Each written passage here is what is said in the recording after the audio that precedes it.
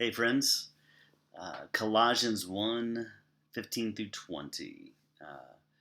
Passage about Jesus. The Son, Jesus, is the image of the invisible God, the firstborn over all creation. For in him all things were created, things in heaven and on earth, visible and invisible, whether thrones or powers or rulers or authorities, all things have been created through him and for him.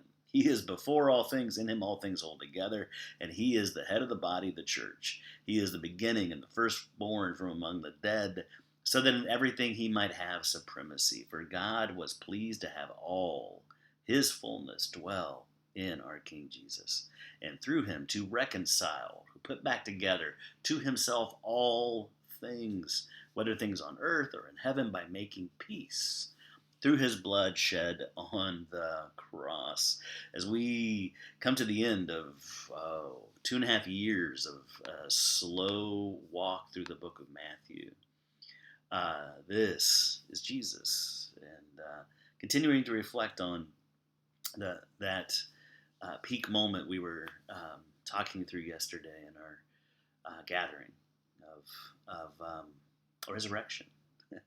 And reading, here's a scholar, N.T. Wright. He says Easter, that Sunday, resurrection, functions as the beginning of new creation. The Word, this is Jesus, is the Word, through whom all things were made, is now the Word through whom all things are remade.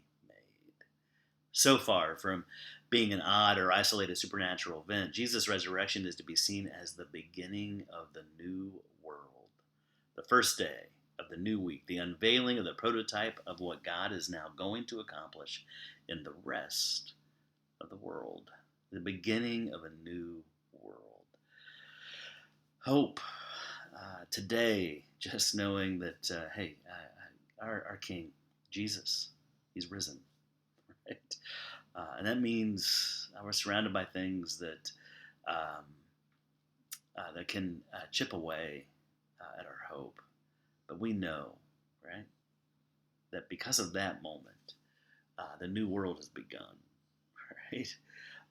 And God is continuing to renew, and that we can live as new creations. So here's an ancient prayer from Hippolytus of Rome. This goes back to around 200, the year 200. Christ is risen. The world below lies desolate. Christ is risen. The spirits of evil are fallen. Christ is risen. The angels of God are rejoicing. Christ is risen. The tombs of the dead are empty. Christ is risen indeed from the dead. The first of the sleepers, glory and power are his forever and ever. Amen. King Jesus, glory and power are yours forever and ever. Amen. Grace and peace, friends.